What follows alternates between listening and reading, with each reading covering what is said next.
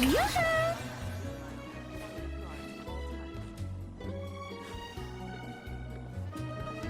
I hope the weather's nice like this tomorrow as well.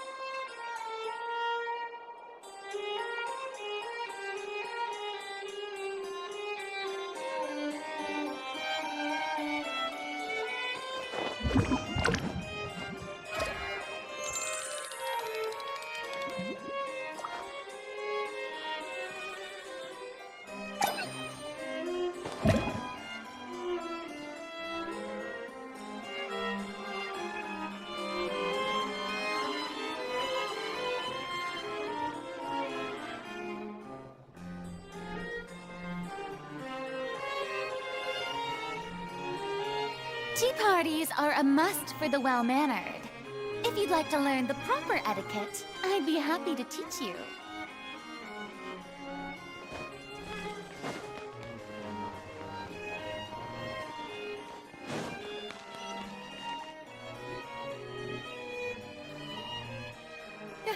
You're here!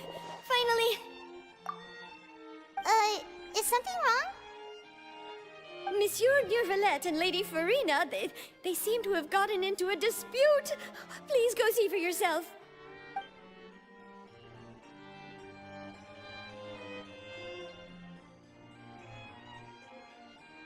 Like I said, I've already explained everything.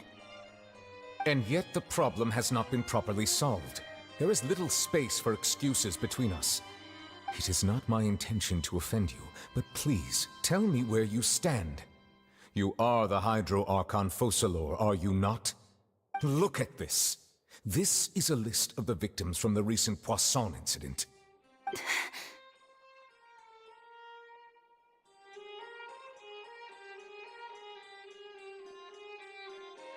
You mean... they're all... We did not arrive in time to avert this disaster, and I will not have it happen again. I will say this once more. You must tell me everything you know. Yesterday, I found 3 stone slates in some ancient ruins near Poisson. Do you know anything about those? Seriously? You're questioning me like this is a court case now. I don't know anything about that. But you found them in some ancient ruins, you say? That's correct, which is why I came to ask you some questions. There should have been 4 slates, but one of them was missing.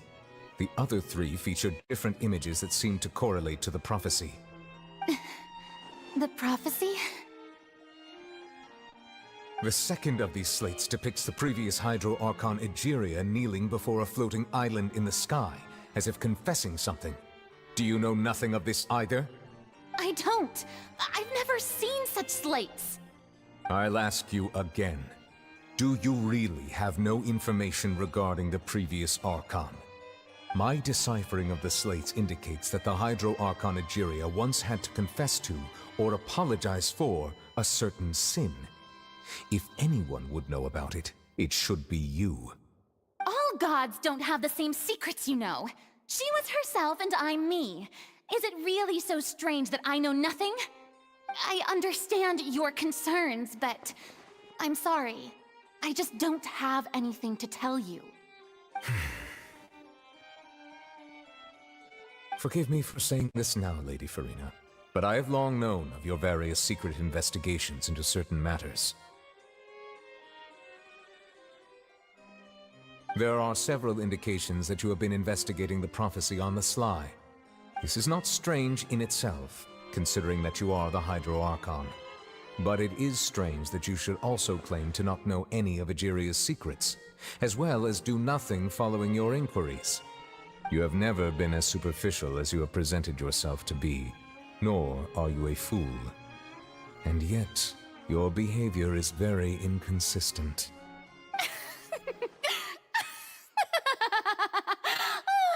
So you've been watching me all this time, have you? I didn't think you were that type. You... Well, since you know about my secret investigations, then you should know I'm actually working to take care of it. There's no point questioning or suspecting me.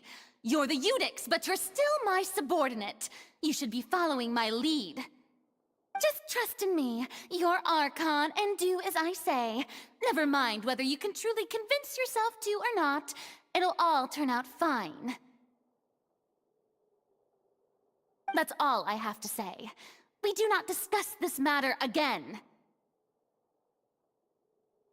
Oh, the opera's about to start. Toodles!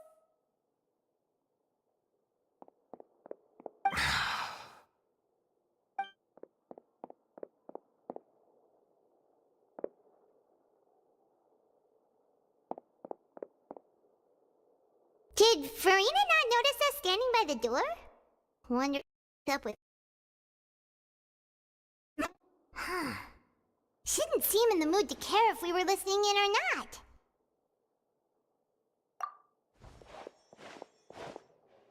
I assume you've been outside for a while now? Oh! You noticed! Seems Farina didn't even realize we were here. She was in a great panic, though I cannot discern the reason. Our discussion reached impasses time and again, a state of affairs that we cannot allow to continue. Still, I do not understand. Dialogue is the basis for understanding, so why...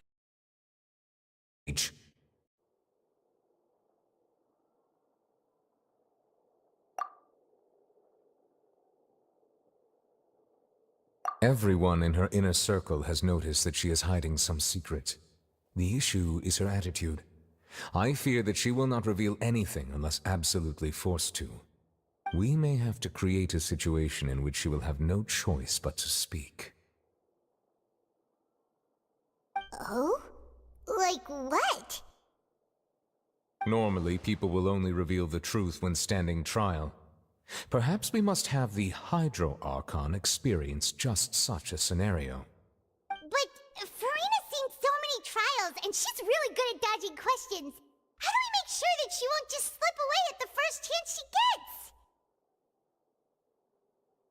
We will need to consider this thoroughly, join forces with various parties, and then do what we can.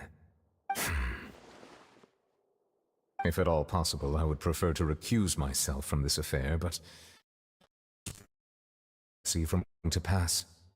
It may be cruel to her, but all Fontaine is in crisis. The information a god possesses is too precious, and so we must take a chance on this. But who will lend us their aid to do such a thing?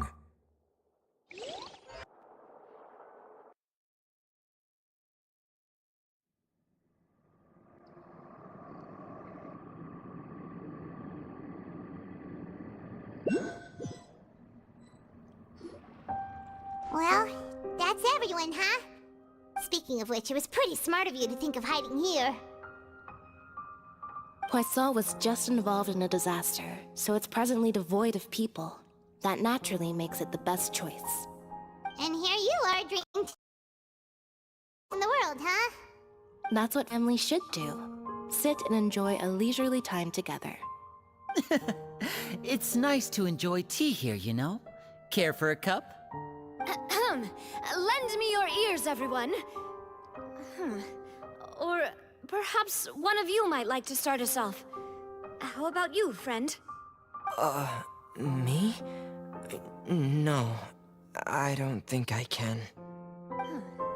Then, how about you, good sir? I fear that I will cause the mood on this boat to become as somber as it is in court. Well then, I guess we're lucky we've got a local like me to organize things. Wonderful, the spotlight at last. I guess I'll be facilitating things from here. That was a little long-winded, don't you think? Oh, you might be right. Anyway, to cut to the chase, our friend here, the Traveler, has brought us together to discuss something. As for what that is, well, let's start by saying that we'll be pooling our efforts together to create a series of traps. Oh, how intriguing. Well, it's just an expression, really. One that I just learned from Chlorand, and used on the spot. So, let's invite her to explain in detail. A round of applause, please.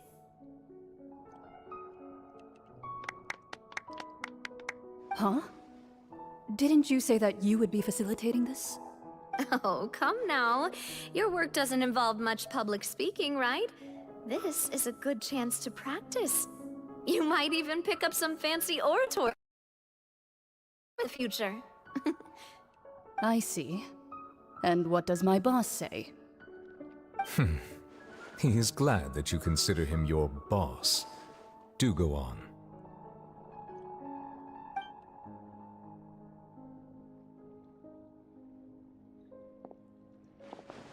In that case, do any of you have experience hunting? Not that I recall. Fremine and I once used a wooden stick in a basket to catch wild rabbits when we were younger. As for Lynette, oh, right. You were sick that day, weren't you? I've also gone diving to catch some fish before. Does that count? I'm afraid not. You may or may not have heard, but Fontaine once played host to a group known as the Marechaussee Hunters. Though that was their name, they did not hunt animals, but rather various monsters left behind by the ancient dynasty of King Remus. Today, Fontaine's monster population has already thinned greatly, so the hunters have blended back into society, taking up arms in other lines of work. They even left a unique methodology of hunting in their wake. A trap comprises of the following components: bait, a trigger, and a containment device. Sometimes a lethal implement will also be necessary to deal with the prey. So, if we were to build a trap together, what would you choose to build it with? For me, I would prefer something basket-shaped. Pigeons and rabbits will see the bait and naturally enter the snare. Our line of work requires a deft hand, and we're some of the best in the industry, so you can count on our techniques. You used some of those techniques while moving the people of Poisson, didn't you?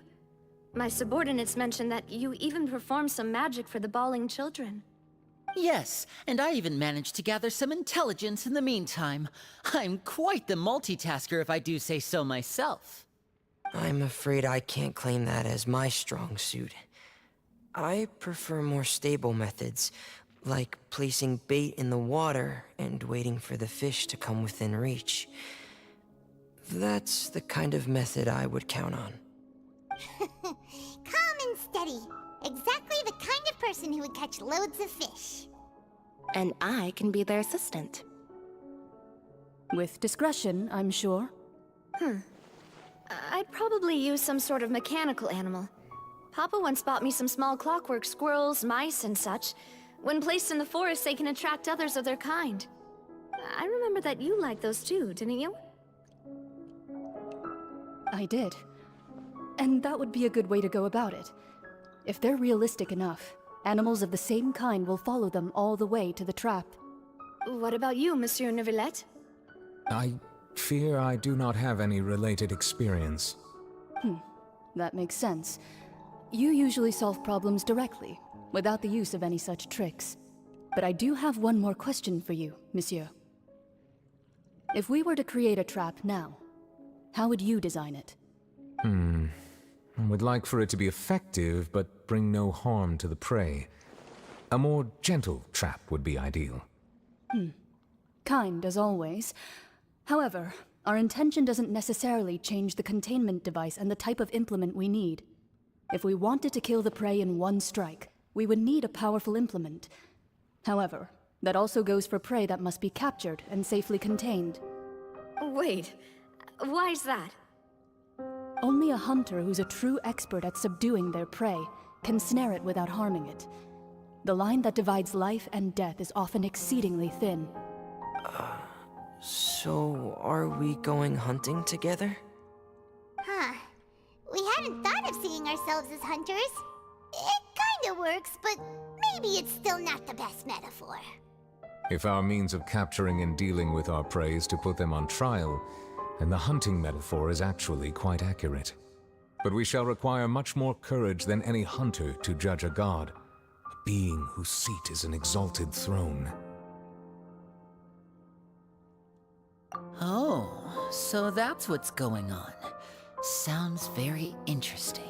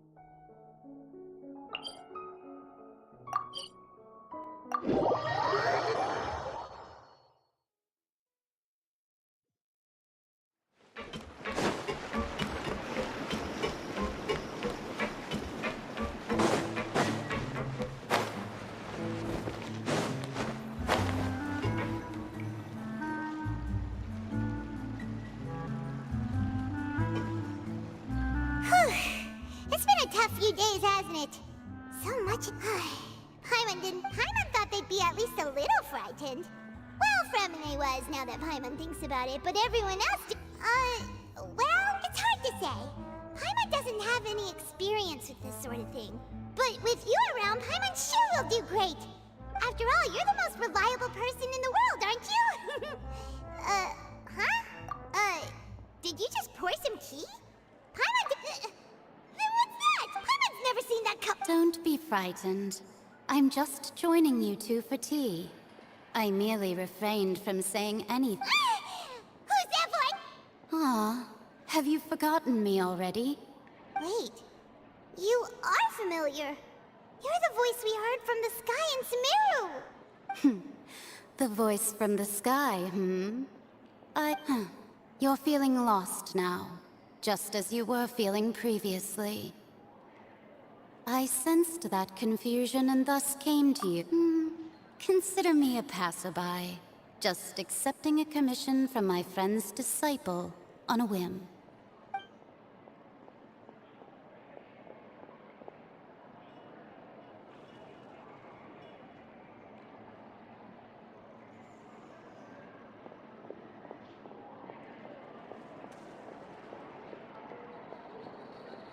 The prophecy.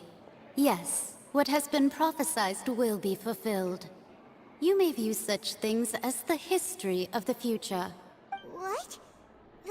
I believe you have witnessed a failed attempt with your own eyes. Can everything in Tevat so easily be changed? Ah, so you've caught on. Just as prophecies are usually only the future as seen from the perspectives of the gods. Could things be happening in hidden corners where the god's gaze does not fall? Are the things that you shall see different from the fate that the gods perceive? What is she talking about? It all sounds really impressive and important. I believe that you understand, right? Some things are insignificant, but others you must reach out to change. Ultimately, fate shall serve as your only guide, no matter what will happen in Tevat's future. This was good tea, by the way. Thank you for your hospitality. Well, that'll be— The voice.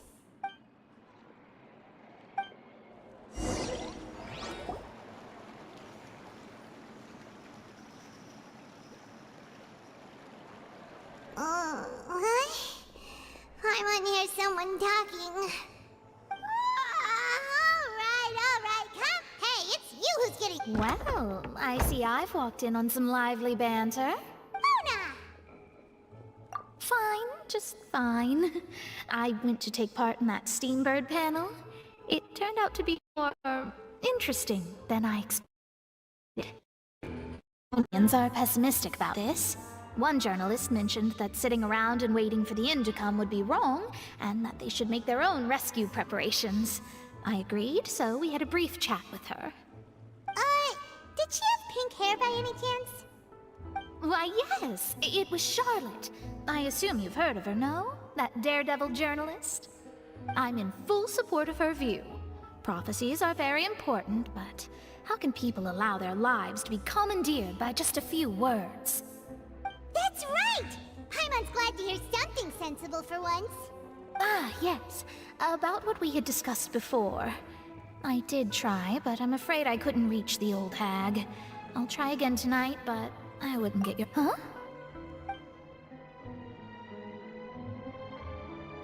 Goodness gracious. Are you serious? She said that even the god's gaze has blind spots. Pretty bold if you ask Paimon. The Hexen Circle members are certainly anything but ordinary. As for the mage named N, the old hag has mentioned her a few times. She said that N's sense of direction is incredible, but I've never met her. And if she were still alive, she'd be... Well, suffice it to say that the hag's at least a few hundred now, and N's been around for longer than that. Whoa. The Hexen Circle sounds like a scary group. Their abilities alone are pretty terrifying. If she came to see you personally, then the problem you're facing must truly be of great importance. Well, it's not like Paimon could understand anything. Yes, she was quite cryptic, but I suspect she means that there is still a way to turn things around. Perhaps it is something that you cannot know, right?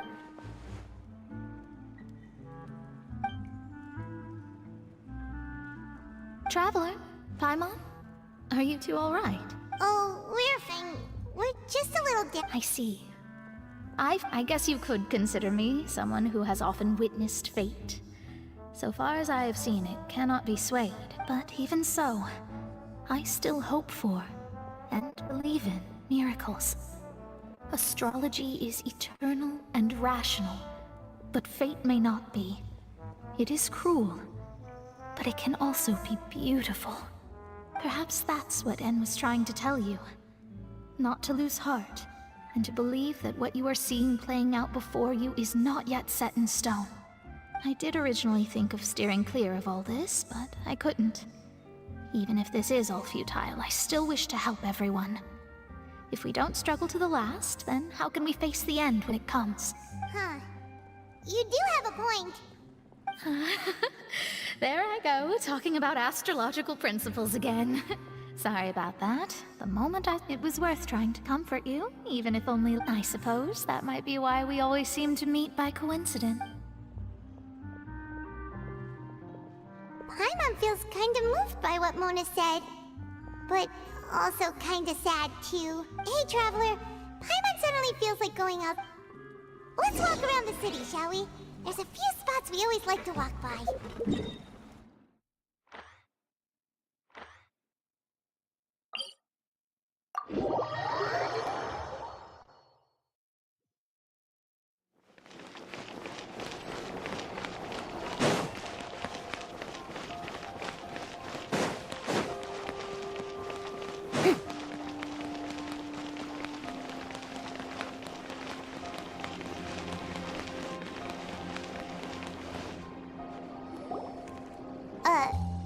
Huh? Our names are written in this newspaper. Let Paimon see! The underwater stronghold, the Fortress of Meripede, has continued in its noble autonomy.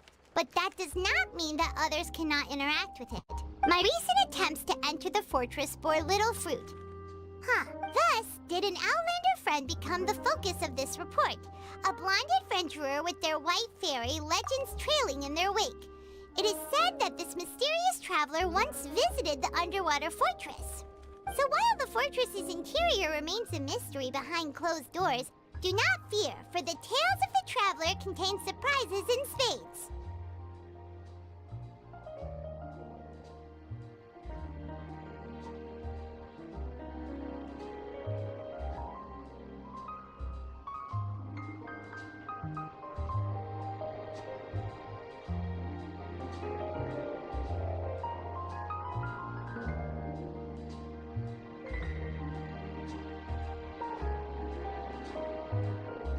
Journalist Charlotte's biggest scoop yet. The Traveler's Trail, World Walker. Charlotte took so many awesome photos of us. She hasn't been able to get a hold of anything at the fortress, so since we're easier to find, she's using us as the subject matter instead? Ugh, seriously? Well, fine. Those headlines and photos do look...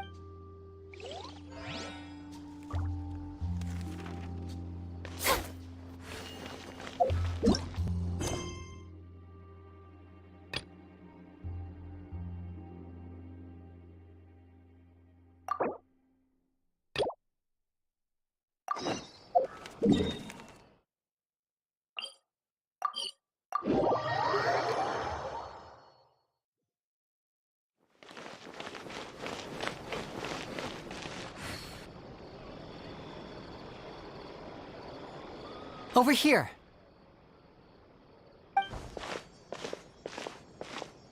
Lynette's not joining us today? I've had her follow Still, I don't think that Gemma's likely to... Today we'll be when Caesar... Before long, I had to...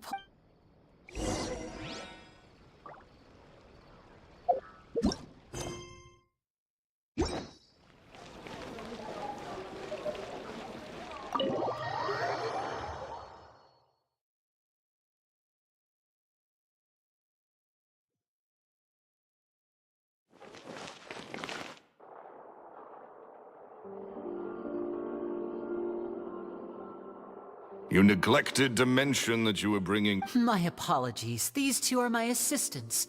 Oh, forget the pleasantries. Just sit.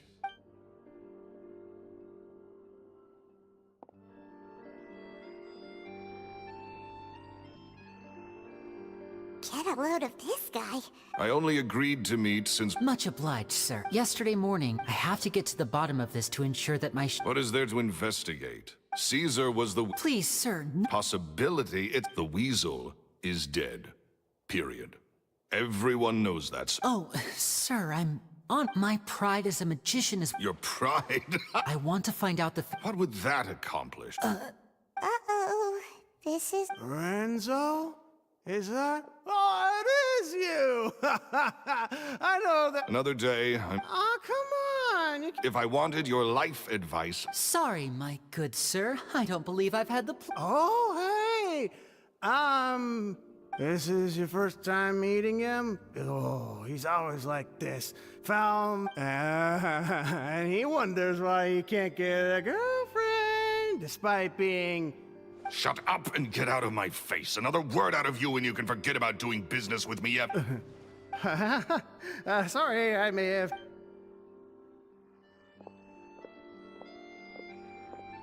I think it's high time I made a move as well. If you really want to investigate this, Linny, be my guest. But if nothing good comes of it, don't say I didn't warn you.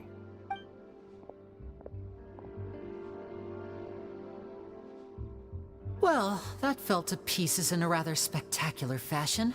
Totally. And what? He's gotta be hiding something. And not like Gemma. She was a little suspicious, but this guy... I think so too. We need to... That guy Edmondo's...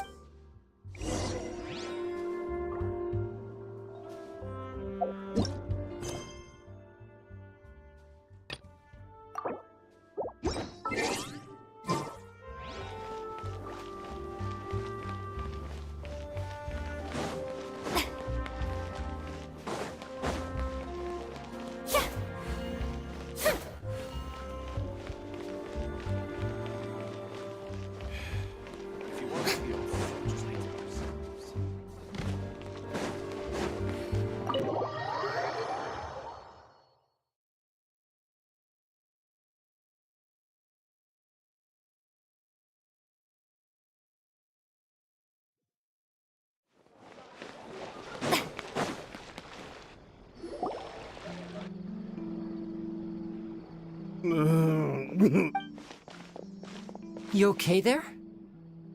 Oh, it's you guys. I say wait. So he was. Hey! Don't go prying into Lorenzo's personal affairs. What kind of... Don't even ask. I'm sorry. And take it from me. Trouble with Lorenzo is one thing you don't need in your life. You saw him flare up back there. I don't know what you said. That's not a good sign. You're too young for this.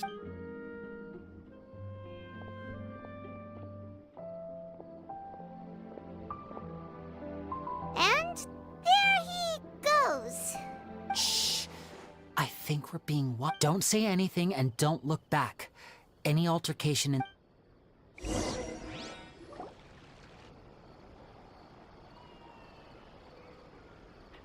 here! Bye.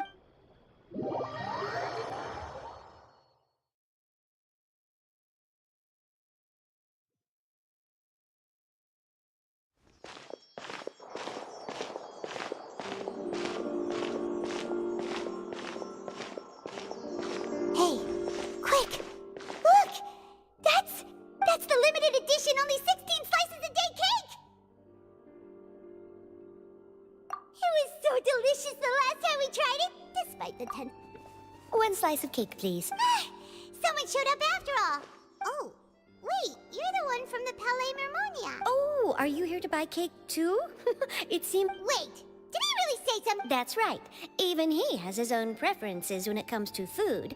As for me, I love the cake and coffee here. Do you come here often? Usually every day. Every day? It's part of my daily schedule, apart from work. I shall have... Then what if someone told you one day that this place would be closing soon, and you... But why would it... Well, Paimon doesn't know either, but... Oh, the prophecy. To be honest, I haven't paid much attention to that. No, still, no. It's the same for eating in general. You might not be able to eat tomorrow, but if you can do so today, then you should carry on. That's what people call living, you know. Huh. Don't be sad. Excuse me, could I have 2 more slices of cake to go? These 2 slices are for you. Sijuin said that this kind of expression you're making is what you... Oh, you know Sijuin? I sure do. She was born before me, and she sometimes comes to the surface to teach us things about... She said that humans are creatures that are saddened easily. Yes, and you can only lift their spirits by feeding them delicious food. I've got something else to do, so I'll be going now. You two try to stay in a good mood after eating, all right? Bye.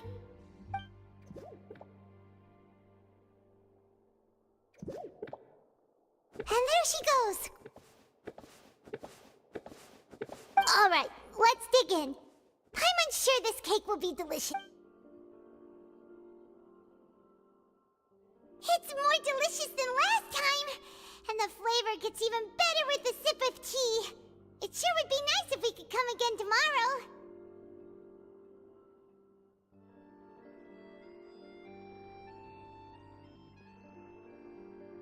Sure would be nice if we could always eat delicious food here.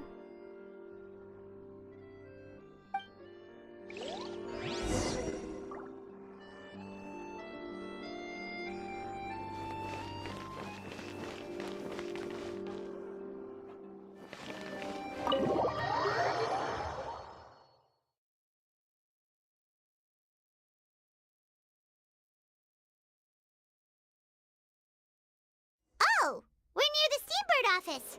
Let's go look for Charlotte and have a chat.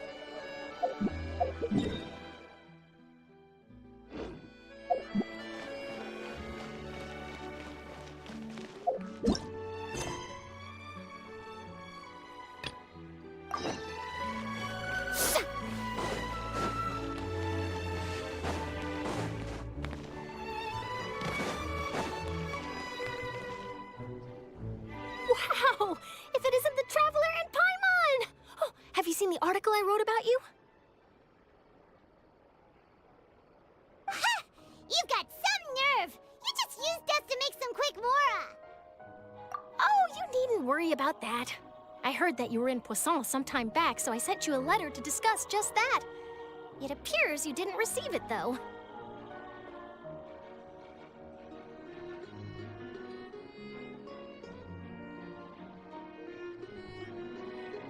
It's all right, though. I've set aside the amount intended for you.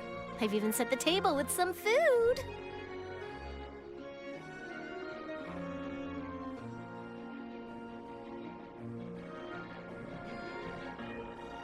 Really? Oh, you're the best! You're almost a little too easy to win over, Paimon. If I were a journalist with ulterior motives, you'd be in trouble now, you know. Oh, Paimon knows you're... Still, what brings you here all of a sudden? A friend of ours met you a while back, and when she mentioned it, we thought of coming to see you. Her name's Mona. Ah, so you know Miss Mona as well. She's a guest columnist for our paper. A really good one, too. She's so young and already such a brilliant astrologist. So she mentioned me? What did she say? She said that you're a real daredevil of a journalist. Nice. In which case, can this daredevil journalist dare to request an exclusive interview with the legendary traveler and Paimon? Huh? So your article in the paper today doesn't count? Oh, of course it doesn't. That was more like live photography. What I'd like to do is dive deeper and ask you to talk about the things you've seen and experienced. Yeah, are we even qualified enough? Why not? If I say you're worth an interview, then you're worth it. But not right now, of course. I'll need a few days to prepare. Oh, in that case, we'll just chat when you have the time then? Oh, so that's a yes? Ooh, splendid! I'll tell the editor-in-chief immediately. I'll have to apply for lighting, a venue, some props, and... Whew, so much to get done now. Talk to you later.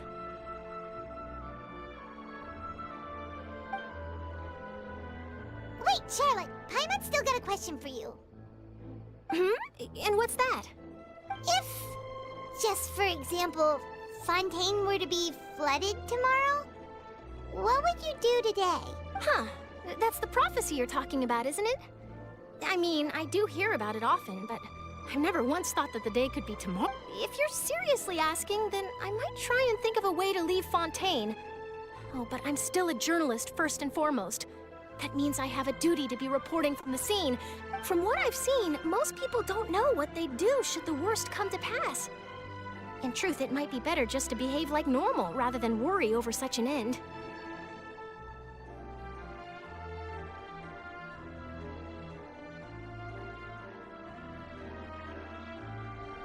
So in all likelihood, I'd probably still be prepping at the office for that interview of ours. I know what you're thinking. That sounds a bit sad, but I've always believed that it's best to just think about it. If this nation really were to be suddenly destroyed tomorrow, but I still successfully finish an exclusive interview with a truly unique person, then the story I would wind up writing would truly be timeless. And then do you know what I'd do? Well, I'd write that story, send it for printing, and use messenger pigeons to get copies out to the various nations as soon as possible. I'm not a dreamer, nor am I a workaholic, but I do love my job. And I'd be proud of leaving such an article behind. I guess you could say that I was born to be a journalist. But anyway, that's my answer. And on that note, I'll get back to my preparations. That's so nice. All of a sudden, Paimon actually kinda envies her. Anyway, let's go and take a look at the sea, shall we?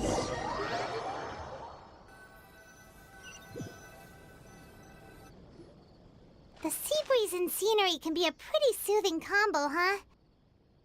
Paimon's been thinking. If it wasn't Fontaine, but all of Tevat that would be destroyed tomorrow, where would we go and what would we do? No, Paimon should ask, if you could choose, what would you like to do?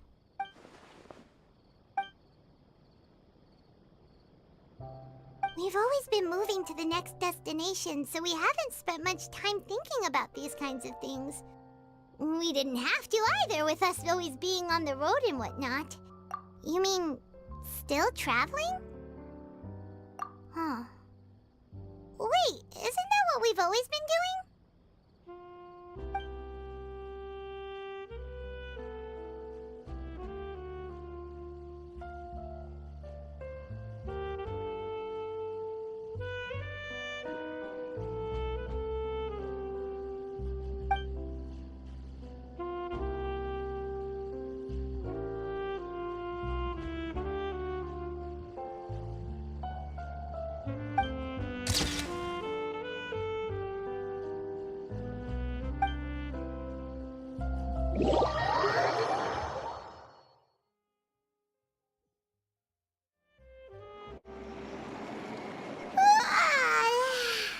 Feels like you'll grow mold if you stay here long enough. But it's still better than the Fortress of Meropide, that's for sure. It's not only damp there, but salty too.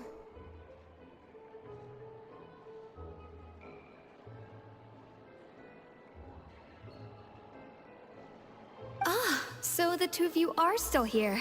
Wonderful. Oh, you're from the Palais Mermonia, aren't you? Yes, I'm Isadora.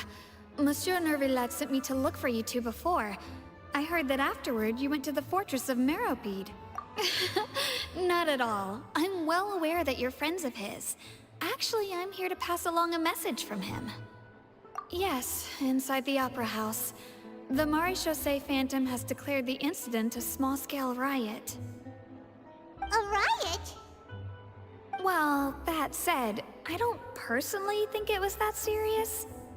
Lady Farina was watching a performance at the Opera House, and while she was resting during an intermission, some other audience members suddenly started harassing her, loudly accusing her of doing nothing about the prophecy crisis. And before she could respond, others started to join in. The crowd continued to grow, and protests against the Hydro Archon started to break out. So people have started to put the blame on Farina. Guess they finally found an outlet for the pressure they've been under due to the prophecy. I agree. People will naturally rely on gods, as is customary.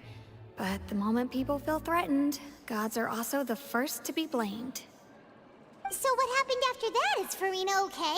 Seeing that the situation was spiraling out of control and that further argument was pointless, she claimed that she'd gotten tired of this and left in a hurry. The Maréchaussée Phantom had their hands full maintaining order and did not catch where Lady Farina had gone. Only when things had stabilized. So, you mean That's right.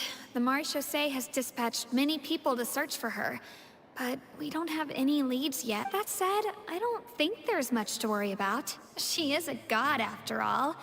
Even if she were to fall into the hands of rioters, what could ordinary people do to her? Good. Monsieur Nervillet sent me... Don't worry, this is more than enough to go on. Is that so? Well, all right then. In that case, you two take care. I'll be heading back to the Palais now.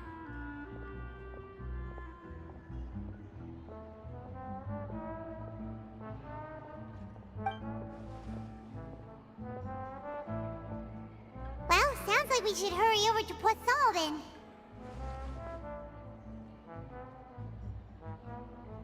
If we know Farina, she won't try to fix things in this situation. Instead, she'll look for a place to wait out the heat.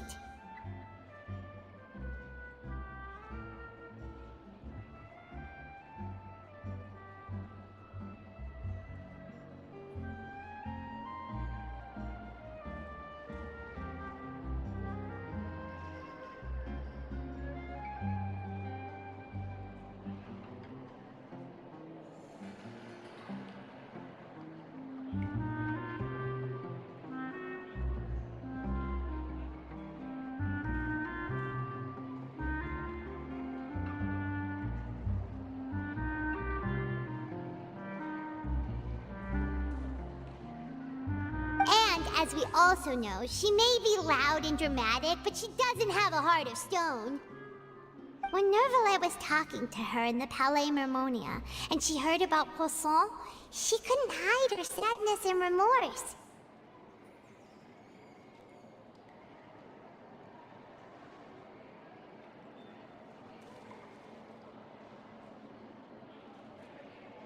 It would be hard for her to ignore being accused by the public today.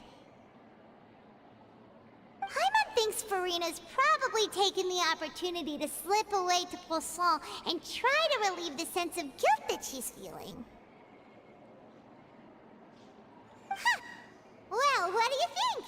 Paimon knows the answer, of course, but Paimon can do the analysis to back it up, too. Cool, huh?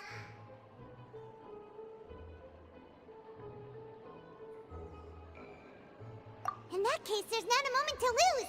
Poisson, here we come!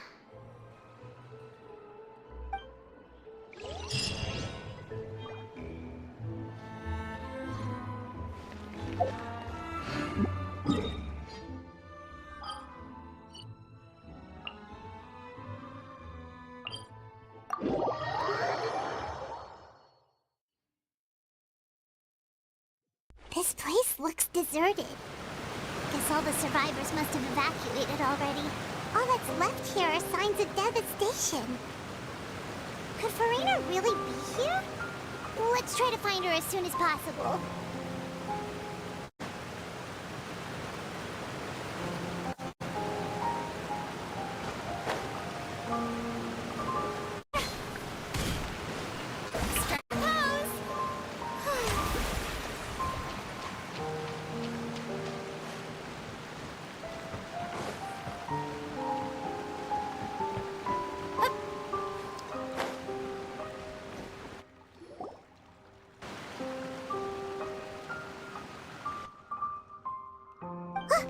That's Farina, right over there!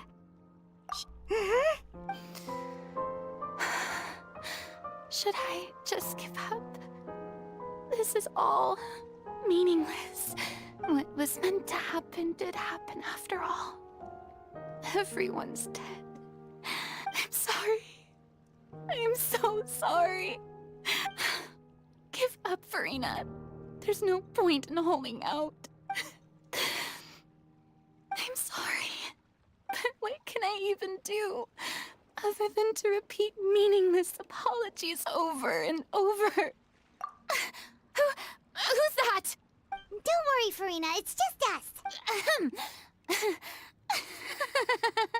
So it is you, blonde traveler from another land. Oh, Farina, you were crying just now, weren't you? What do you mean, tear stains?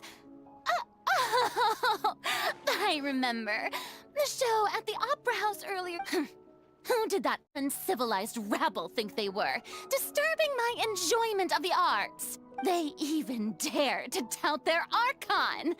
I must teach them a lesson. I can. Oh, and I'm sure Nouvellette and those people from the Maréchaussée Phantom are freaking out right next to them, too.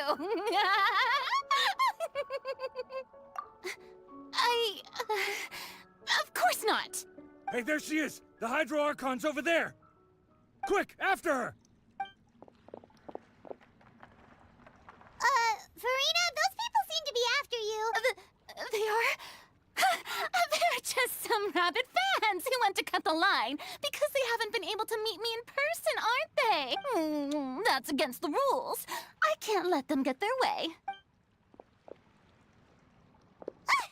Farina just ran off! Quick, we have to catch...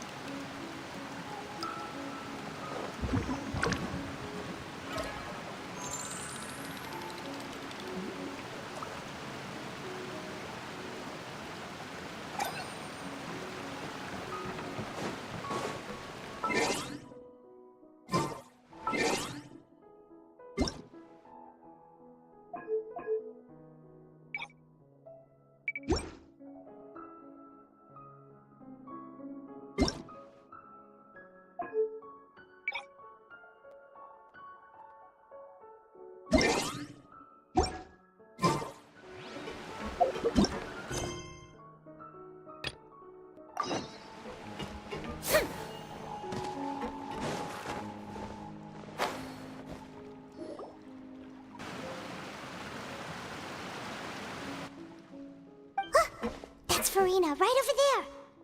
She really is here all on her own.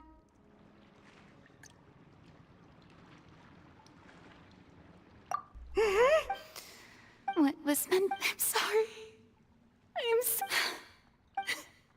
sorry, but what can I even do other than to repeat? Who's that? Don't worry, Farina. They even. Oh, and I'm sure Nouvellette. Hey, there she is! The Hydro Archon's over there! Quick, after... Farina, those people seem to be after you. They are?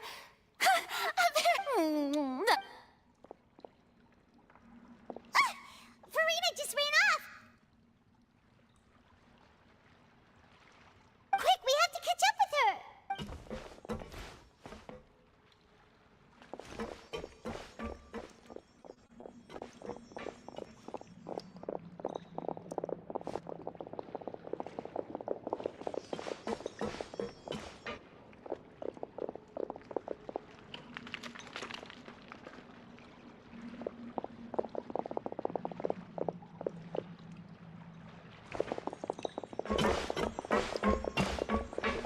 This should be the place, right?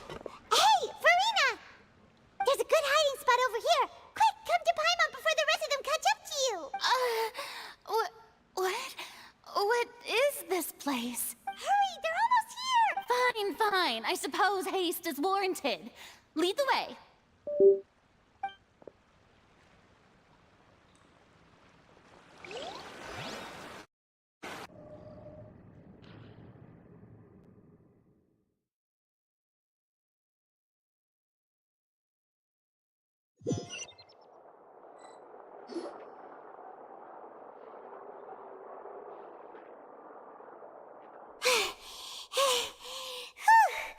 Paimon's exhausted.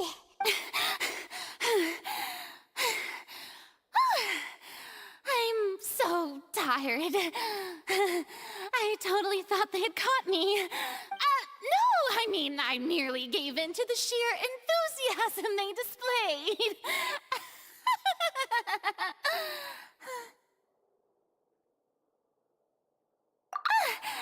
You're right. Yep, that's a good girl.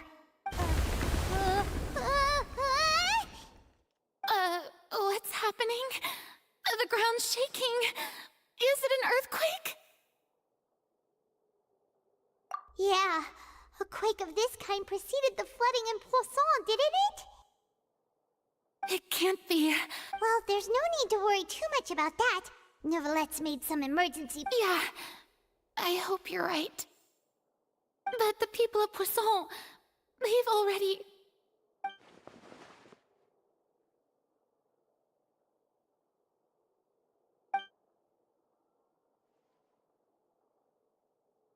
It's true.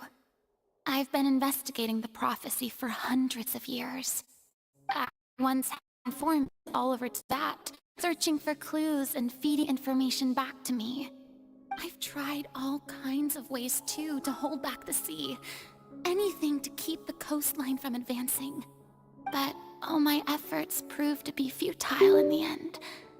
Really, the truth has been clear to me for a very long time. We cannot make an enemy of the divine. No matter what we do, the will of the heavenly principles will have its way, and the prophecy shall be fulfilled. Give up. I do love the sound of that phrase. It would mean finally coming to terms with fate, but also for me to finally be free.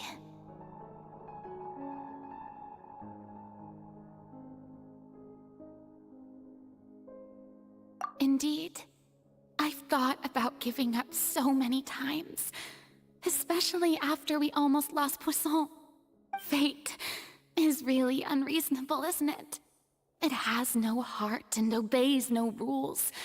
The prophecy has only just started to come true, and so many people have already lost their lives.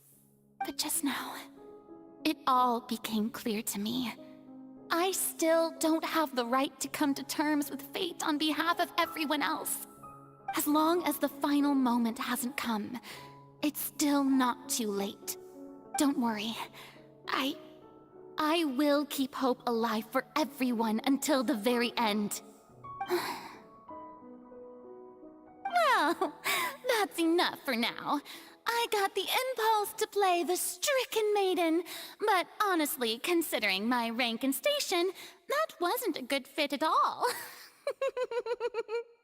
Don't take any of what I just said seriously. How could I possibly let Fontaine fall to the whims of trivial prophecy? Come on! Paimon could have sworn you were actually being honest just now.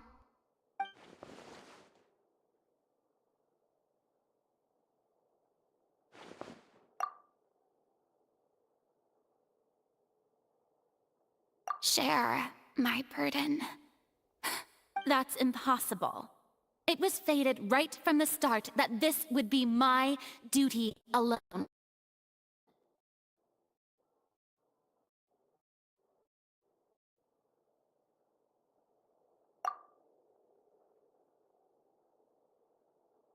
A witness.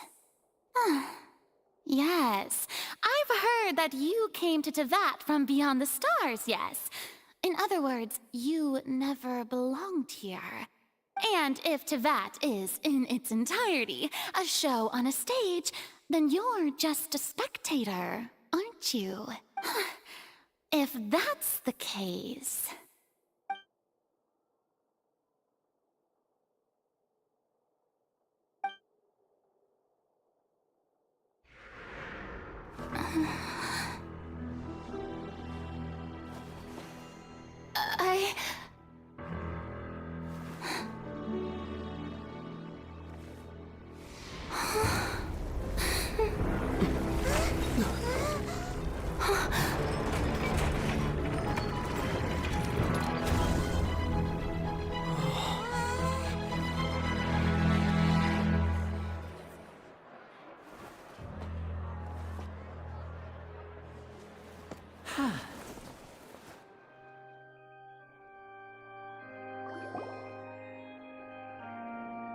Ladies and gentlemen, this concludes my opening performance. Now, without further ado, we may proceed to the trial of our god. So this is what it is. Yes, you deserve praise for the effort you took to raise the dramatic stakes. Do not forget, however, that I am Focalor, the god of justice, the embodiment of justice itself. Does it not strike you as even the least bit absurd to bring the very concept of justice to trial?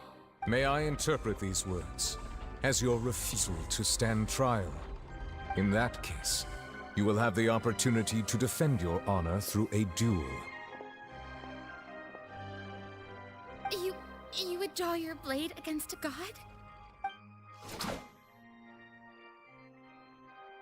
I see. It seems like you have made up your mind.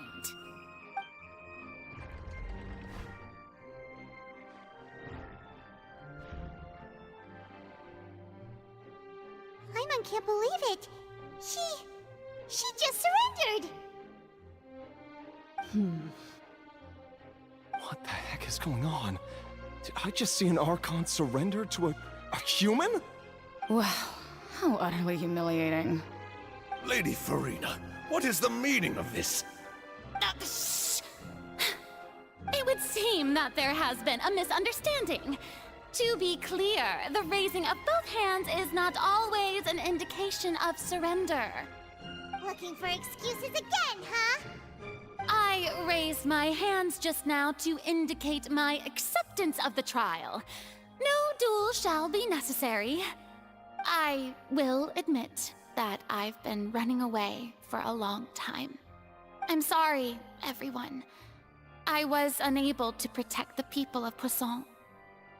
It is my duty to stand trial for my crimes. You are not the only ones to be disappointed in me. I, too, am exceedingly disappointed in myself. But now, it is time for the Hydro Archon to show you her courage and resolve. I, Farina, will use this trial to show the world the true meaning of justice! This time, I will protect you. Applaud and rejoice! One of the most outrageous and fantastical arcs known to the opera epiclese is now unfolding before your eyes.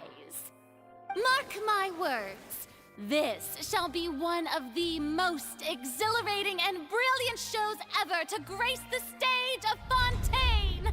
The trial of the Hydro Archon, Focalor, will now begin! Woohoo! Oh, now we're... Why does it feel like Farina just took over the whole thing? Like, come on! Didn't she just get forced to stand trial for her crimes? Also, even though she's still acting super dramatic, she is taking this seriously this time, right? All right, then.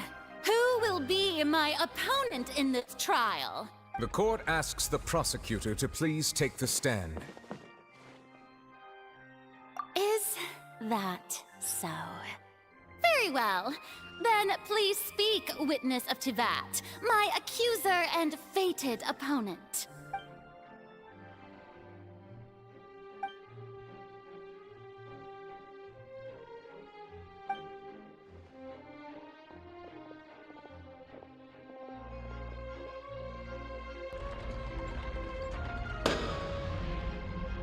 Also, please allow me to ask, as a final question before the trial begins, just how much work did you do to force me onto this stage?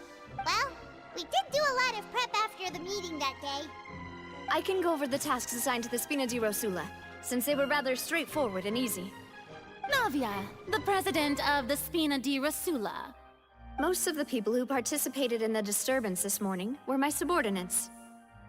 They changed into plain clothes and came to the Opera House as regular audience members, waiting for the perfect opportunity to incite insurrection against you. The people's resentment against their Archon has been building as more and more of the prophecy is fulfilled. A spark was all we needed to turn smoldering anger into a flame. Moreover, according to our understanding and analysis of you, when something like that occurred, you would likely flee the scene and head to Poisson by yourself. So, we arranged for a second group to... So, you mean... the ones who scoured the settlement for me were... And their goal was to force you to step into the giant magic box so you may personally participate in the greatest magic performance in all of Fontainian history. That's right.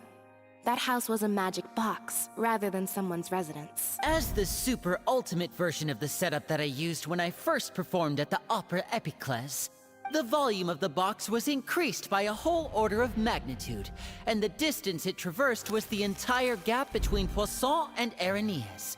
Its cargo, of course, was an Archon instead of a human. My thanks, Farina. Without your help, we could never have pulled off such an extraordinary performance. You're welcome? Of course, this performance was only made possible with Father's support. The House of the Hearth spent a massive amount of labor in Mora to pull this off. We had to select a location, construct a giant magic box, dig a tunnel, and open up a path through the water. So, in other words, the earthquake that we felt within the giant magic box was... That's right. It wasn't a sign of another disaster to come. Guess Nervilette and Cloran's parts.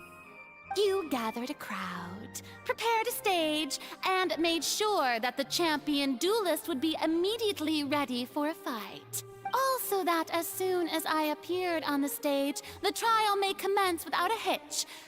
Am I right? Yes, that is correct. Well, Clorand, I must commend you for your courage. Only the most outstanding champion duelist in all of Fontaine would accept a duel with an Archon without flinching. Thank you. As for you, Traveler, I suppose your role was to keep me distracted with conversation once you found me in Poisson. you'd make sure that I didn't notice anything amiss before revealing yourself as my prosecutor once we'd arrived onto the stage. Oh?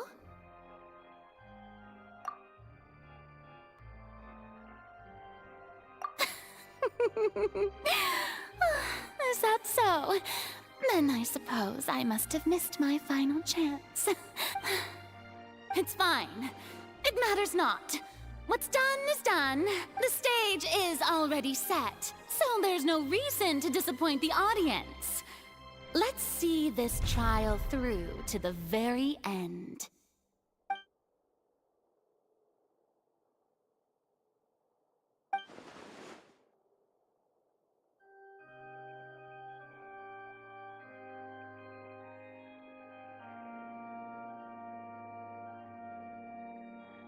Sir Prosecutor, please allow me to pass this along.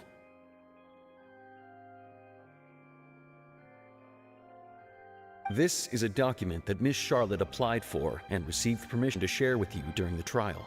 According to her, it should speed up the proceedings. Huh? Charlotte wanted to give us something? Oh, so she's here too! Hey, Charlotte! Oh, let Paimon see. Isn't this the exclusive interview that... Wait, then that means this document is a perfect timeline of everything that's happened ever since we stepped foot in... So in other words, we can refer to this anthology of evidence every time we want to use something from our journey as evidence for an argument. Let's quickly confirm the information in it. Just think of it as a refresher, alright? You defeated the Hydro Archon in the very first duel you took part in at the Opera House. That's one for the history books, all right. I didn't think that you'd wind up getting to the bottom of the case I'd been following all this time. I guess you could also see this as a happy coincidence. This is the first time Monsieur Neuvillette had a difference of opinion with the Oratrice. Even the Hydro Archon can't figure it out. A Fatui Harbinger. She's an extraordinary person. Her instinct must mean something. The fortress of Meripede was almost destroyed in a single day. That I didn't witness that scene personally will always be a source of professional regret, I think. According to Monsieur Neuvillette, both Child and that whale should have been in the primordial sea at that time. I nearly lost my awesome friend Navia. To be honest, that still gives me shivers. The words of someone as extraordinary as a witch can probably only be truly understood when something surreal happens to you.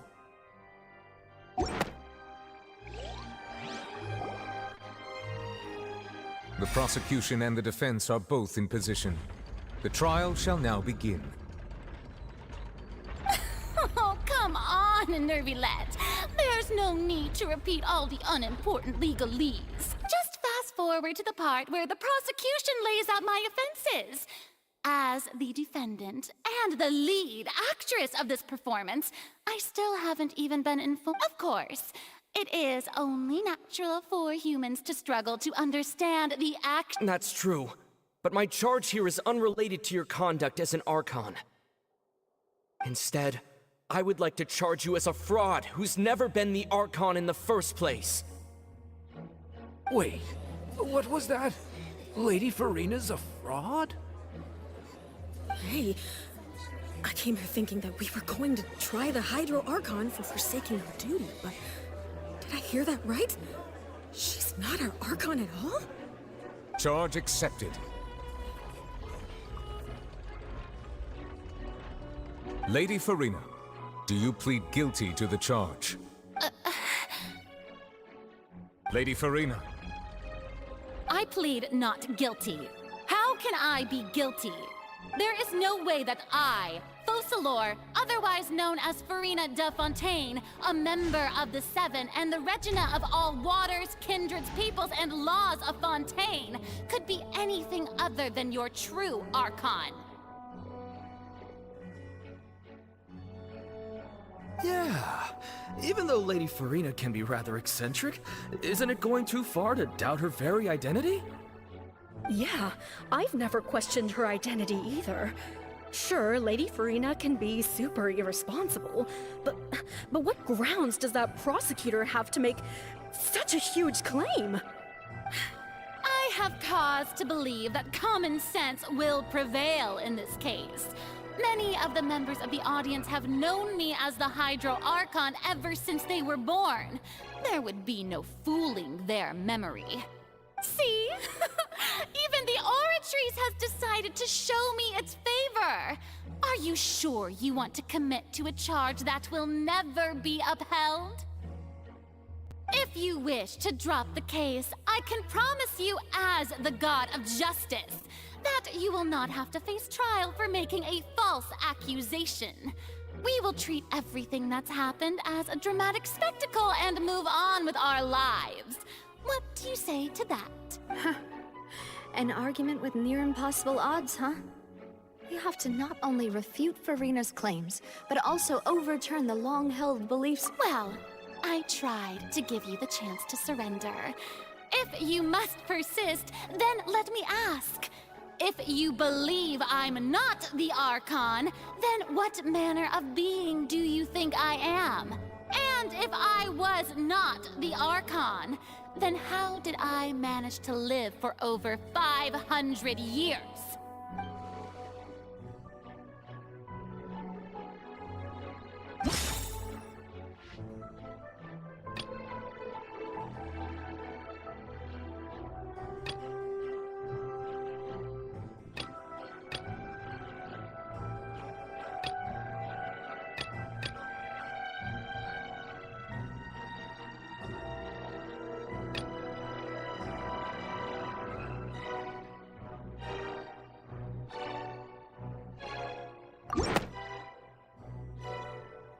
First of all, you may be a member of another long-lived race, which would allow you to naturally possess an extended lifespan. And second of all, even if that wasn't the case, there could be other ways to extend your life. Who gave you that idea? Was it the knave? You'd sink so low as to use a harbinger's words against me.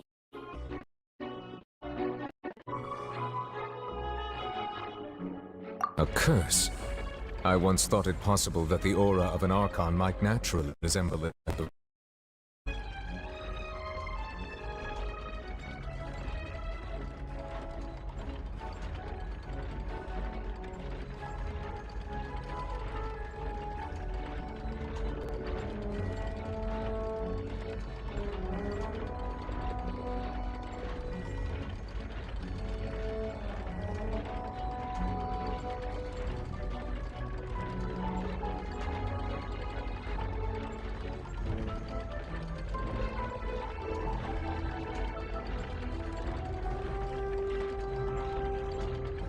But in light of this claim, perhaps what I sensed was not your divinity, but a curse after all. Neverlet sensed it too, huh? Lady Farina is actually a human? Well, it is true that it's extremely difficult to tell humans and gods apart just by looking at them. It's not impossible.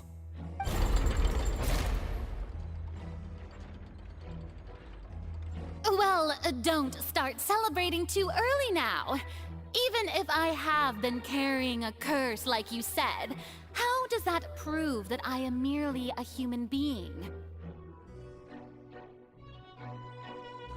Besides, everyone knows that the main difference between a human and a god is the possession of authority.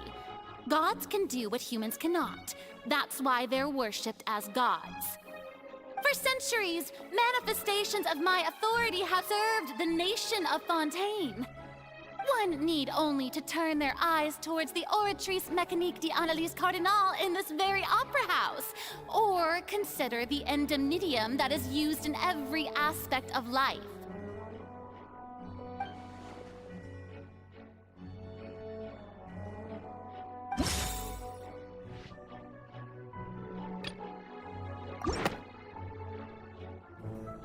You tried to reference the Oratrice, But weren't you as confused as all the rest of us when the Oratrice declared Child to be guilty without any proof? Otherwise, you should have come up with a good explanation for that by now.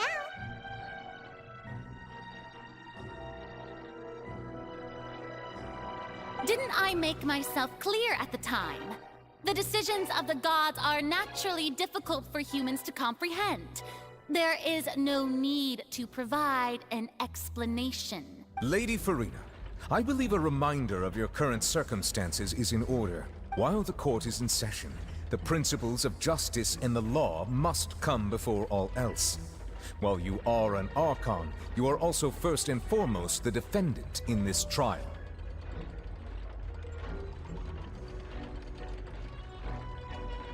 You will prove yourself unable to defend against the prosecution's charges if you continue to withhold vital information against the rules of the court.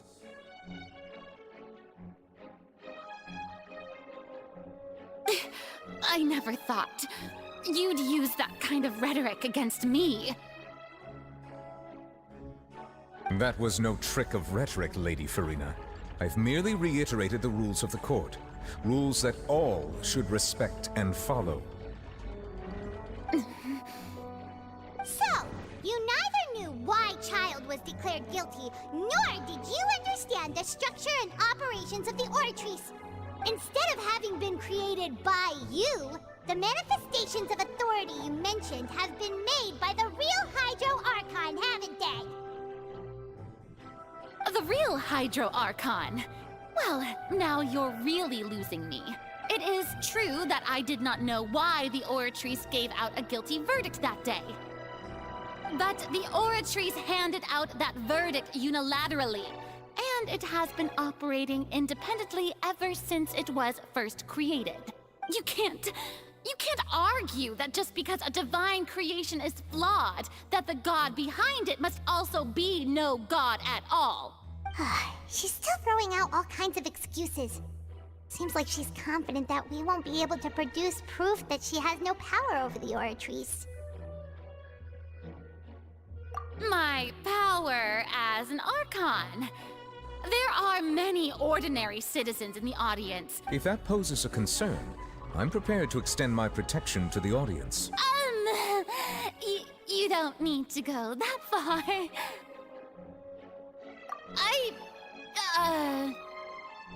Aren't you the Hydro Archon? Or is it that you can't even wield the power of Hydro, much less the authority of a god? Indemnitium! Yes! It's all because of Indemnitium! All Archons derive their power from the faith of the people, and I've converted the people's faith in justice into Indemnitium! Thus did I give up all of my divine power to provide everyone with energy for their daily lives! Have you ever seen a more magnanimous god? Isn't that a huge stretch? Yeah, no matter how generous an Archon can be, how could they give up all their power? Can a god with no power even still be called a god? It seems like nobody's buying Farina's excuse. Hey, come now, everyone. Please, I'm still the same Farina you knew, right? The one that you love, please. You've got to believe me. If what the prosecutor said is true, she really has committed a grave offense. Did she deceive all of us? And all of our parents and grandparents too? And then all of our ancestors? Ever since they were born? Enough! That's enough. Tell me then, if I'm not the real Hydro, if you have no evidence of another Hydro Archon's existence, nor can you find anyone who can back up their claim to be such, then what grounds have you to say that I'm not actually the real deal? Wow, she came up with yet another argument. How can we refute her now? Seems like she really doesn't want to give up.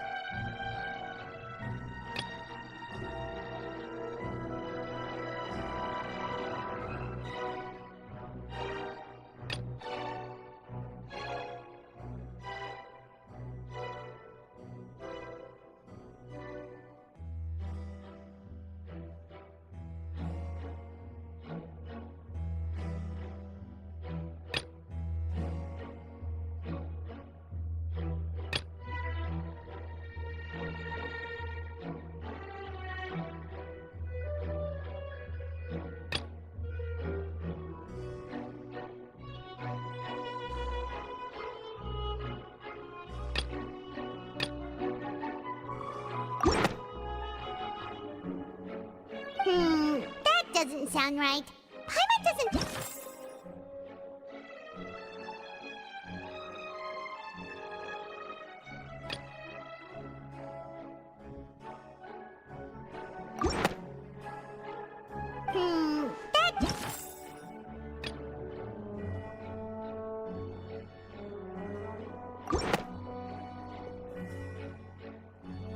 It has been established that all Fontainians can dissolve in water from the primordial sea. And that... Since you insist on claiming to be a god and not a human, then there's a method that you can use right here and now to eliminate all suspicions of you being the latter. Miss Navia, please apply to serve as a temporary attorney for the prosecution before addressing the court. Though you act in partnership with the prosecutor, you must still adhere to proper procedure.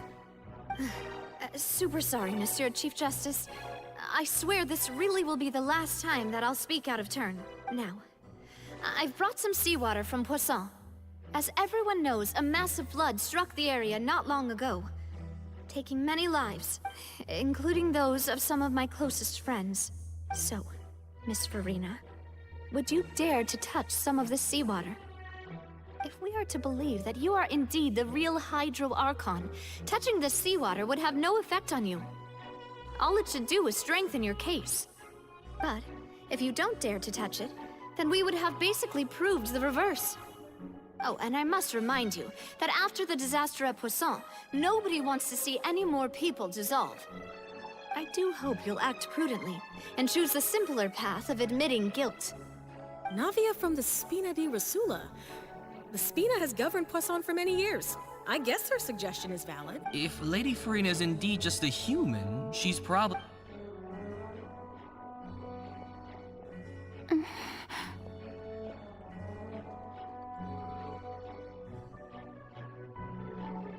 Lady Farina, this test has been unilaterally proposed by the prosecution.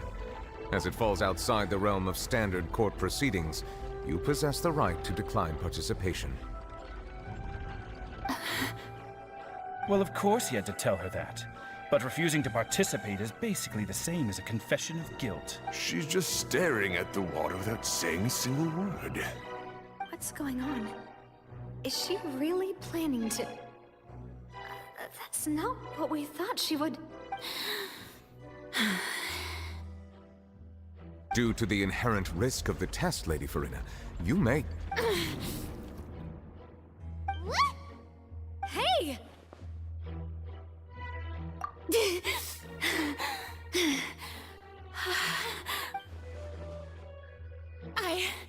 I'm fine! Look! Look at me, everyone! My hand is still here! I haven't been dissolved! Will you believe me now? I really am your Archon! I'm nothing like a normal human who would fall apart as soon as they touch this water! Really? Was this not the most obvious thing in the world? Miss Siegewin? If you're present, Miss Siegewin, please come forward and attend to the defendant. Siegewin? Don't be nervous. It'll just take a few seconds. Let me see. That should be enough. Please announce the results of your evaluation to the court, Miss Siegewin.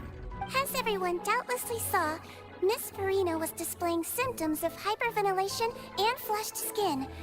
These indicate that she was experiencing the adverse effects of exposure to primordial seawater. The extent to which she was affected is the same as other humans when exposed to primordial seawater of a similar concentration. Thank you, Miss Siegewin. Lady Farina, you may return to the defendant's stand. Oh, wait. What did she just say? I didn't get dissolved! Shouldn't that be enough to prove my innocence? Well, considering your tendency to run from your problems, we did originally prepare a direct sample of the seawater around Poisson. However, after extensive discussion, we exchanged it for a sample that is not concentrated enough to dissolve an actual human. After all, on the off chance that something entirely unexpected might occur, we don't want anyone else to lose their life to the sea.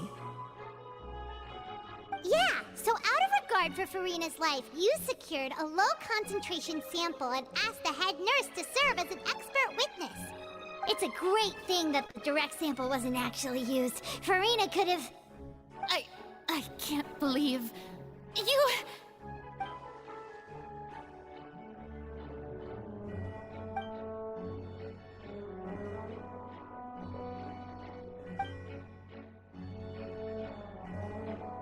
Listen to me, everyone! Please don't give me such cold and disdainful looks! What happened just now didn't prove a single thing! Think about it! How can you conclusively prove that an Archon can't also be affected by the primordial seawater? Also, if I was really just a human, why would I dare to just put my hand in that kind of water?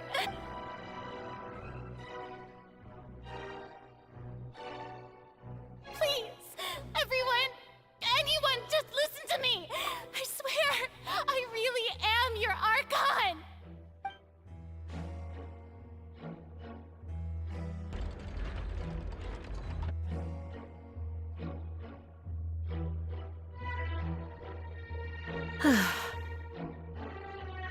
I don't think anything she says at this point will sway anyone. With all the things that have been said, Paimon doesn't think they're... I believe the time for arguments and presentation of evidence has come to an end. If there are no objections, we will move on to the final judgment.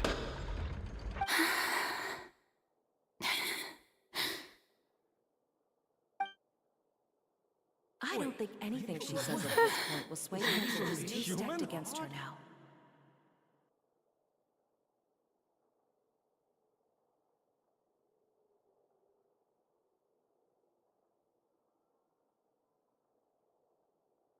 In my capacity as Chief Justice, I shall now render judgment on Farina's misrepresentation of herself as the Archon of Fontaine. As a human who knowingly deceived her fellow citizens, Farina is... guilty.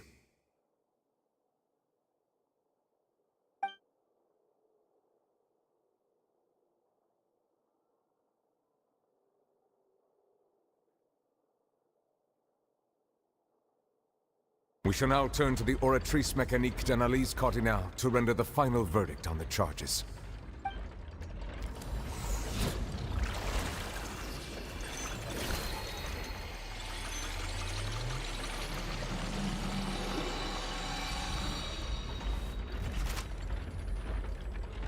According to the judgment of the Oratrice Mécanique d'Analyse Cardinale, Farina is... Well, what's wrong? What's the Oratrice's verdict? No, the Oratrice also displays a guilty verdict. Isn't that correct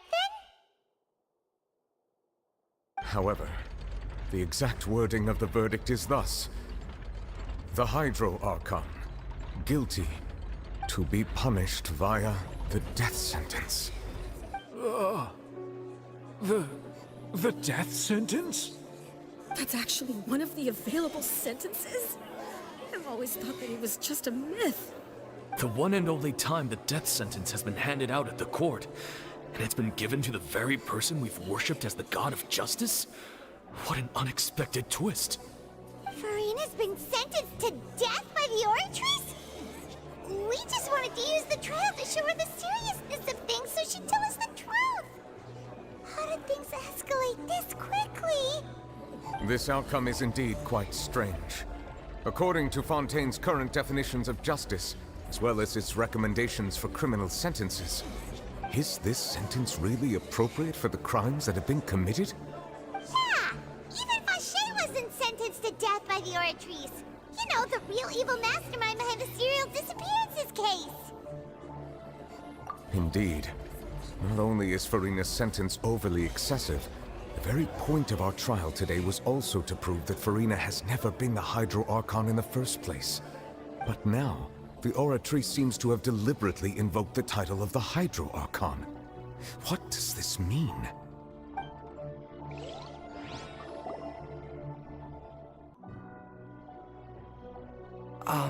Excuse me, if I may interrupt.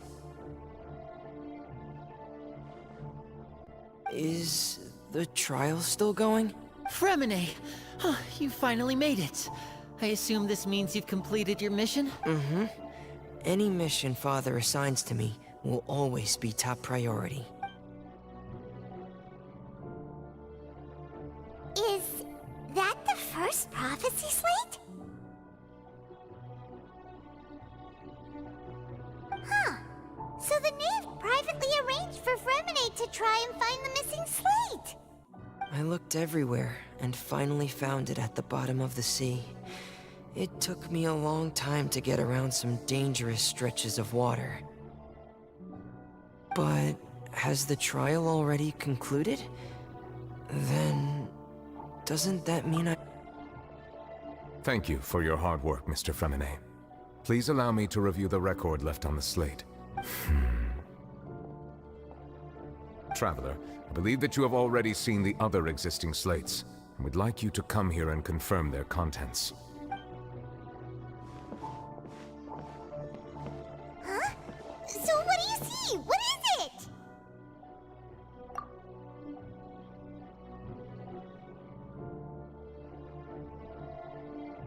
I believe I've now made sense of the Hydro Archon's crime. It has to do with Fontaine's lost history. Huh? Isn't the Hydro Archon just guilty of deceiving her people? Oh, wait, no, that's Farina, and we've already proven that she's not the Hydro Archon. So when you say Hydro Archon, do you mean the real Hydro Archon we've been kinda talking about? In truth, everything that you've encountered in Fontaine up until this point can be traced back to the contents of these stone slates. However, I'm uncertain as to how much sense they currently make to you. Okay, let's try to recall the contents of the other 3 stone slates. Paimon will do her best to help you remember.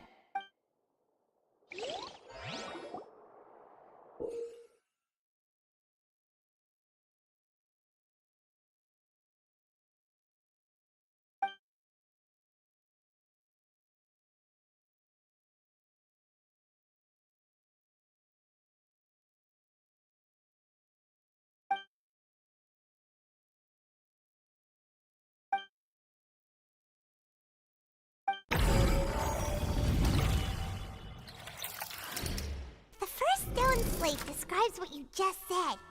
It seems to show the previous Hydro Archon using her divine power, and then the Oceanids turn into humans.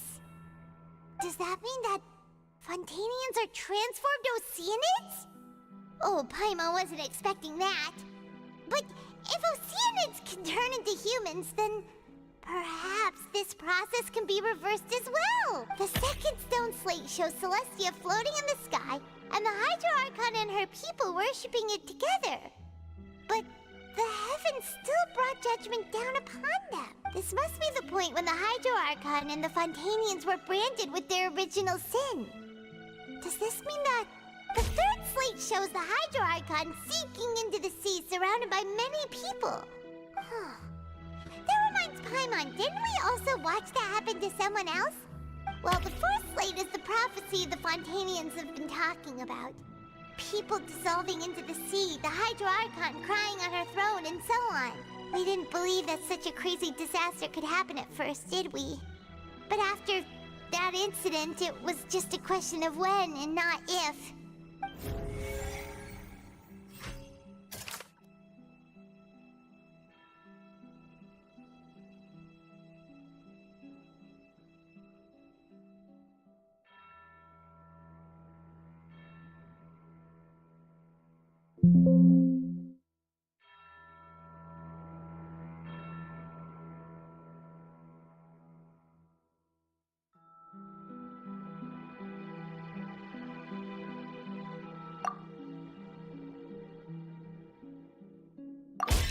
We know from the case of the serial disappearances of young women that Fontainians can be dissolved in primordial seawater, and this might be the reason that Fontainians can dissolve.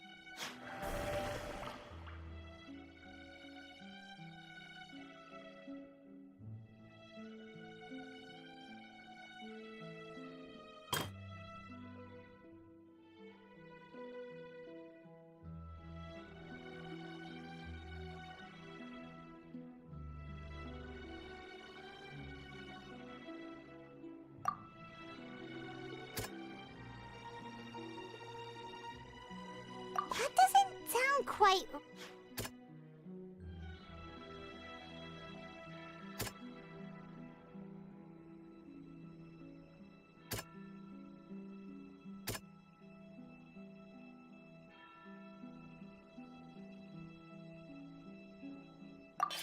Perhaps what is about to take place has all happened before. The true sin of the Hydro Archon that Nervalet mentioned, and the original sin cast down on the people of Fontaine by Celestia, as recorded on the stone slates.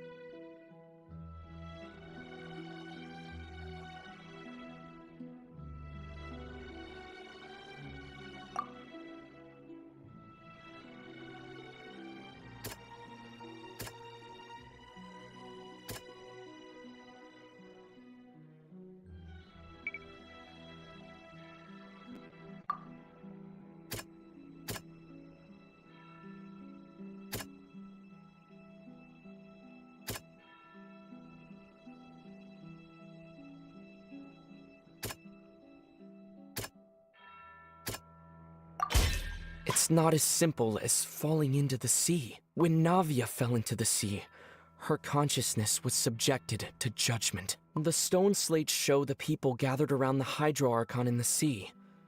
Could that be alluding to the same thing?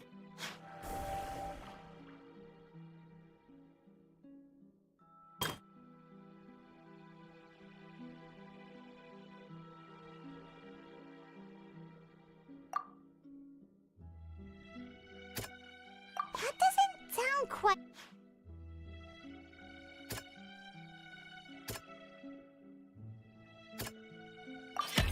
The prophecy from the stone slates found its way into society, but not many people believed it at first. The fortress, if we hadn't dealt with it in time, things could have gone very badly.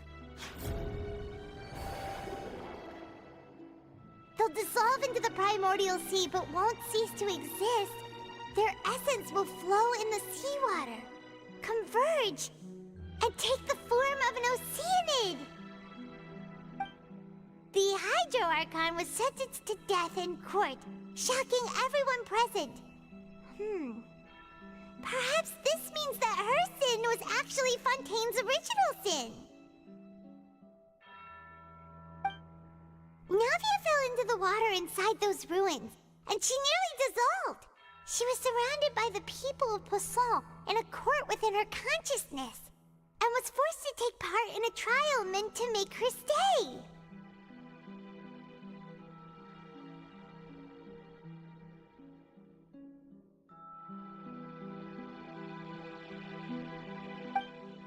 The eruption of the primordial sea at the fortress of Meripede was the surest sign that the prophecy was about to come to pass no matter what.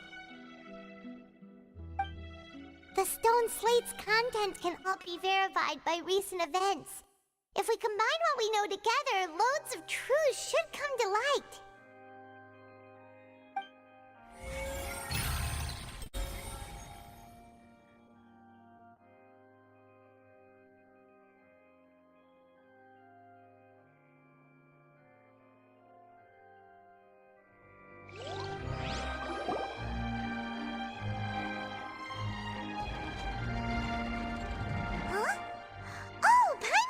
Now, so that, but then it feels like... Let's hear them. Incredible. Linny, did you hear that? We're not real humans. All Fontainians were originally created by the late previous Hydro Archon, with oceanids as their basis. The evidence for that can be found in how only Fontainians could dissolve in primordial seawater. And how all the girls Vacher dissolved were also turned into oceanids. Oh, and according to Navia, when she was about to get dissolved, she also saw everyone gathered around for a trial. All of them in the shape of Oceanids. Indeed. Yeah, and it follows from the content of the first slate that she probably anchored Celestia by creating humans without prior permission. That could also explain why the Oratrice judged the Hydro Archon to be guilty. It's to account for that ancient sin. The Hydro Archon's true sin was creating us?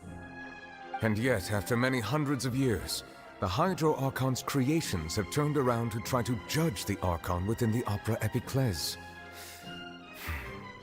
The twists of history are often the most unexpected of all.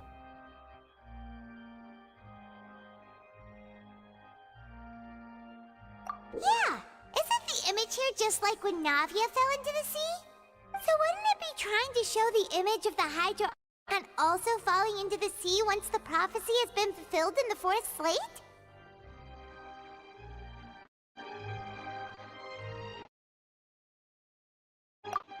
The people will all be dissolved into the waters, and only the Hydro Archon will remain weeping on her throne.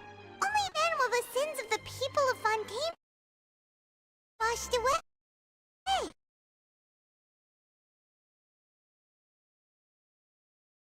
Given how much you still don't know, it is impressive that you've already managed to connect so many.